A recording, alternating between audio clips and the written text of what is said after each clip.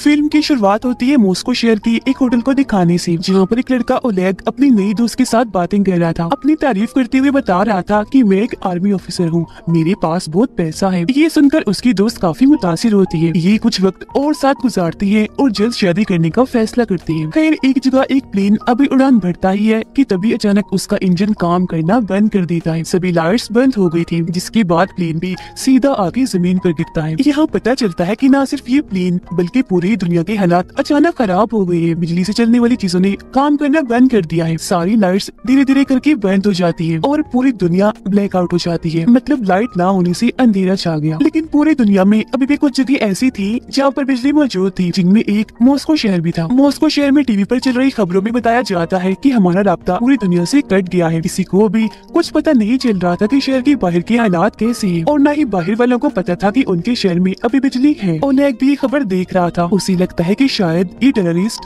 दहशतगर्दों का हमला है। फिर अब जहाँ लाइट नहीं थी उन सारी जगहों को ब्लैकआउट एरिया, और जिन जिन जगहों पर लाइट्स थी उन्हें लाइट एरिया का नाम दे दिया जाता है। मॉस्को की गवर्नमेंट ब्लैकआउट एरिया की सूरत हाल का जायजा लेने के लिए बहुत सारे ड्रोन कैमरास वहाँ भेजती है, लेकिन रास्ते में सारे के सारे ड्रोन अजीब तरीके से गायब हो जाते हैं। जब सोल्जर्स वहाँ पहुँचते हैं तो वहाँ के हालात देखकर दंग रह जाते हैं। दरअसल जब ब्लैकआउट हुआ तो यहाँ की सब जानदार चीजें जैसे कि डॉग्स, बिल्लियाँ, मछलियाँ, यहाँ तक कि इंसान भी बड़े अजीब तरीके से मारे गए हैं। हर जगह लाशें ही लाशें बिखरी पड़ी थी। लग रहा था जैसे कुछ ही पल में ये पूरी जगह कब्रिस्तान बन गई हो। सोल्जर्स अभी छानबीन कर ही रही थी कि तभी एक अनजान आदमी एक सोल्जर पर हमला कर देता है। उसे पूरी तरह जख्मी करने के बाद उसके हथियार लेकर बड़ी स्पीड में वहाँ से भाग जाता है। सब उस पर गोलियां भी चलाती हैं, लेकिन उसे कुछ फर्क ही नहीं पड़ रहा था। एक भी गोली उसे नहीं लगती, बस भागता ही जा रहा था। ये देखकर सभी सोल्जर्स को काफी हैरानी हुई। वो अंदाजा लगा लेते हैं कि ये आदमी कोई आम इंसान तो नहीं लग रहा, और अगर ये सच में कोई आम इंसान नहीं है तो बहुत खतरे की बात है। और अब ऐसे ही एक महीना गुजर गया। किसी को भी हालात के बारे में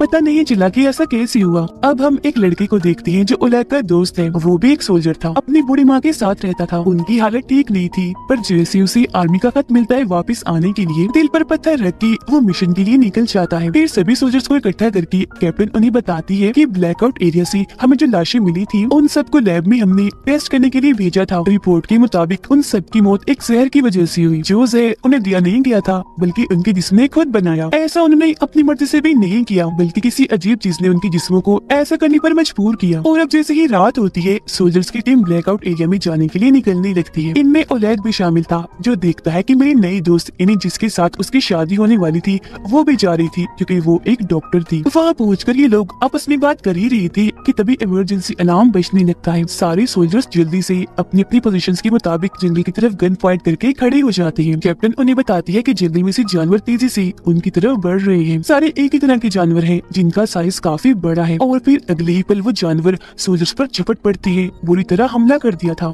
सोल्जर्स भी अपने बचाव में अंधाधुंध गोलियां चलाने लगती हैं। अगली सुबह बहुत बुरे हालात दिखाए जाते हैं, क्योंकि बहुत सारे सोल्जर्स मारे गए थे। वो लोग देखते हैं कि हमला करने वाले जानवर जंगली भालू थे, पर उन लोगों को ये समझ नहीं आ रही थी कि भालुओं ने झुंड बनाकर हमला क्यों किया, क्योंकि वो कभी भी ऐसे नहीं करते। ओलेग भी हमले में जख्मी हो गया था। उसकी दोस्त क्योंकि डॉक्टर थी उसका इलाज कर रही होती है। अब शहर के एक हॉस्पिटल में एक लड़का दाखिल था। वो बेड पर लेटा था। उसकी तबीयत अचानक खराब होने लगी। दरअसल जब से ब्लैकआउट हुआ उसके साथ तभी से अजीबोगरीब हो रहा था। उसे बहुत सी अनजान लोगों की आवाजें सुनाई देती थी। एक आदमी जिसके बाल नहीं थे हमेशा उसे तंग किया करता था। असल में ब्लैकआउट के होते ही इस लड़के के पास सुपर पावर्स आ गई थी। उसके पास अलग ही तरह की ताकतें थी। उसकी आंखें जैसे ही खुलती है अपने सामने वो एक लड़के को पाता है। लड़का उसे बता रहा था कि मैं तुम्हारा दोस्त हूँ, जरूरी जानकारी तुम्हें देने आया हूँ। दरअसल ये जो हालात पूरी दुनिया में हुए हैं वो अजीब तरह की लहरों के हमले की वजह से हुए हैं। ये 3 तरह की लहरें हैं। पहली लहर में सभी बिजली से चलने वाली चीजें खराब हुई, दूसरी लहर में सभी जानदार चीजों का खात्मा हुआ, और तीसरी लहर से तो सबसे ज्यादा तबाही होगी, क्योंकि इसमें ये खतरनाक लहरें यहाँ के लोगों को पपेट कठपुतलियां बनाकर इस्तेमाल करेगी, अपने कंट्रोल में करके अपने ही लोगों पर हमला करवाएगी। जिसका मतलब था कि ब्लैकआउट एरिया में अभी भी लोग जिंदा बचे थे। अब उस बीमार लड़के को उसकी कुछ समझ नहीं आई, उल्टा वो घबरा गया था। गार्ड को आवाज लगाता है ताकि वो इस लड़के को यहाँ से बाहर निकाले, लेकिन जब गार्ड अंदर आती है तो उन्हें वहाँ कोई भी दिखाई नहीं देता, क्योंकि वो तो अपने दिमाग में ही उससे बात कर रहा था। जिस्मानी तौर पर वो कमरे में मौजूद था ही नहीं।